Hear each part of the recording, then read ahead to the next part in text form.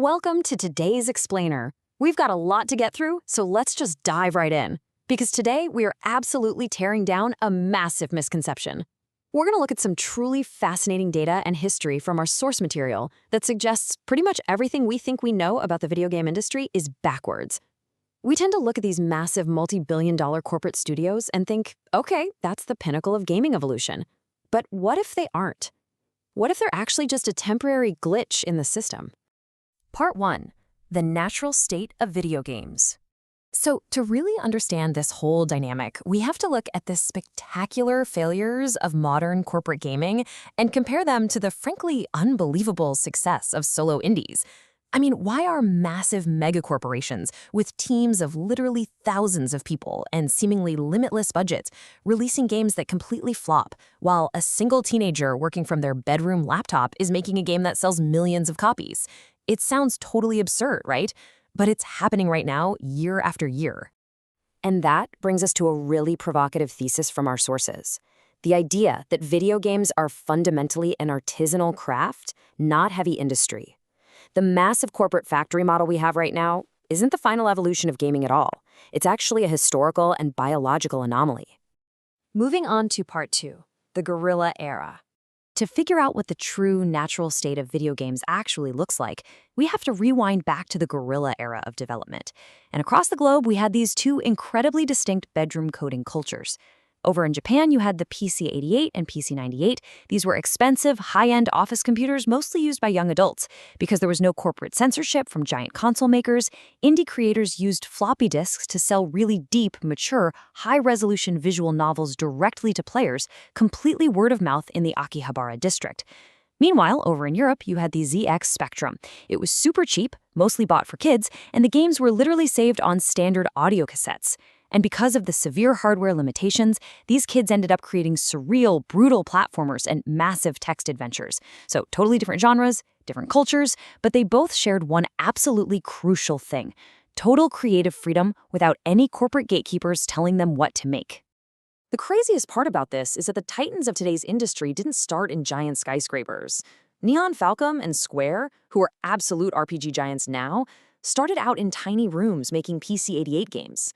Hideo Kojima designed total cyberpunk masterpieces like Snatcher for these open platforms. The whole Toku Project phenomenon? Created by just one guy, Zune. And in the UK, the Stamper brothers made millions coding impossible platformers in their bedroom before going on to found Rare. They all leveraged open, cheap platforms to build massive empires based entirely on their own ingenuity. All right, part 3, the corporate anomaly. So what happened, right? How did we go from these passionate bedroom coders to massive corporate factories? Well, the transition to 3D graphics really changed everything, and corporations basically hijacked the ecosystem. It started in the late 90s with what you could call the corporate umbrella. Companies provided the distribution and the funding, but they let small, agile teams like the folks who made Silent Hill operate freely under their roof. But then, moving into the 2000s and 2010s, we hit a phase of commercial vampirism. Megacorporations realized they couldn't actually innovate on their own, so they just bought up brilliant small studios, squeezed their IPs dry, and totally burned out the original creators. And that leads us to today, the 2020s, the absolute corporate takeover.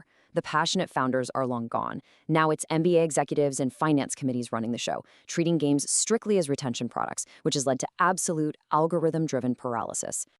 And the absolute fatal flaw of this final phase is risk aversion. Let's be real. When you are spending $200 to $300 million and trying to coordinate 1,000 people across 5 different countries just to make one game, you simply cannot afford to be creative. It creates total paralysis by analysis. Finance committees step in and force the designers to just copy whatever was popular last year, shove in a bunch of microtransactions, and relentlessly chase trends. The end result? We get these culturally empty, soulless games that end up being massive financial flops just because players get bored. Now, you might hear people comparing today's corporate struggles to the famous 1983 video game crash, but we need to bust that myth right now. The 1983 crash was all about physical saturation. You had millions of terrible cartridges physically piling up in retail stores, which caused a massive panic. Today's crash? It's entirely different. It's an ROI crash. A return on investment crisis. Digital storefronts have literally infinite shelf space.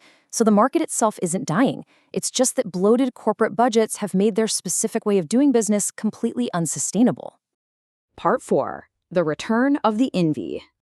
Okay, this is honestly the most exciting part of this explainer. The democratization of software has completely shattered the corporate monopoly, and gaming is finally returning to its roots. The tools of creation are free again. Engines like Unity, Unreal, and Godot are giving anyone in their bedroom the power to build incredible things. To put it in perspective, one single laptop today has exponentially more power than the entire development team at Konami had in the 1980s. That is exactly why games like Stardew Valley or Balatro, games created by single individuals, are dominating right now. Or just look at mid-size indie hits like Lethal Company, or the Japanese hide-and-seek sensation Mecha Chameleon, which sold millions of copies in a matter of weeks. They are completely bypassing corporate marketing and winning simply because they're incredibly fun to play. And this really perfectly anchors the modern AAA renaissance. Mid-sized teams without all that corporate oversight are proving they can create experiences with massive visual scale and brutal technical complexity. We're talking about games like Satisfactory, Subnautica, or the recent Expedition 33 mentioned in our sources. Because they don't have to worry about bureaucratic overhead or paying for Times Square billboards, they can put 100% of their resources straight into the art. But how do you sell these games when you have zero marketing budget? Well, it happens through this beautiful historical echo. In the 1980s, the physical marketplace of Akihabara allowed great floppy disk games to spread organically by word of mouth.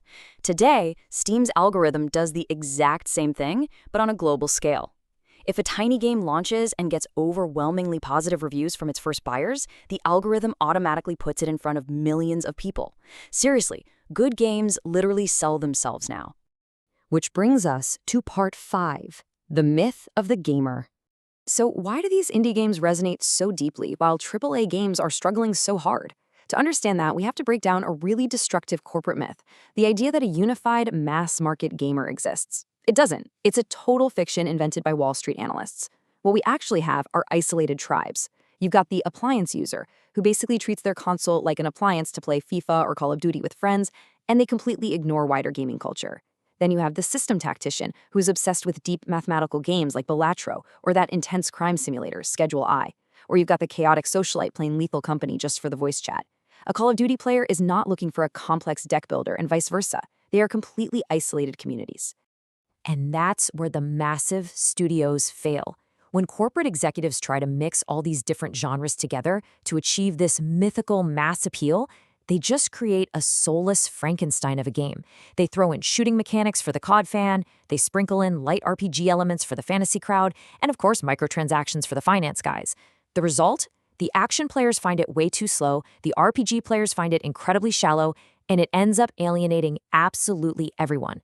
Indie developers are winning because they target one specific niche and they serve it perfectly. And finally, part 6. The future is open. This whole indie reality is so undeniable at this point that even the massive hardware manufacturers are being forced to adapt or die. The traditional closed console sitting under your TV, it's dying. Manufacturers realize that closed ecosystems are just financially unsustainable now. Microsoft's upcoming Project Helix is reportedly turning the next Xbox into a fully open PC hybrid. Rumors about Sony's PS6 heavily suggest a high-end portable structure. And Valve is releasing their Steam machine, affectionately known as the GabeCube, bringing the open Linux and SteamOS PC experience right to the living room. Though, yeah, unfortunately it's launching at over $1,000 because the AI industry is hoarding all the microchips. But the point stands, consoles are morphing back into PCs. And you know, this really brings us full circle. Closed corporate consoles were essentially just a temporary historical glitch, a walled garden that managed to exist for a few decades. The open PC architecture, however, is the absolute, indestructible constant of video game history. From the Apple II and the Commodore 64 to the Japanese PC-98, all the way to modern Steam, the PC has always been the true home of the guerrilla developer. Which leaves us with this final thought. The massive corporate factory model is collapsing under its own weight right in front of us, and the bedroom coders have won. The industry isn't dying. Actually, it's healing. It's finally returning to its natural artisanal state. So, I have to ask you, are you ready for the death of the traditional console as the industry finally returns to its open roots? Thank you so much for joining me on this explainer, and I hope this completely changed how you look at the games you play.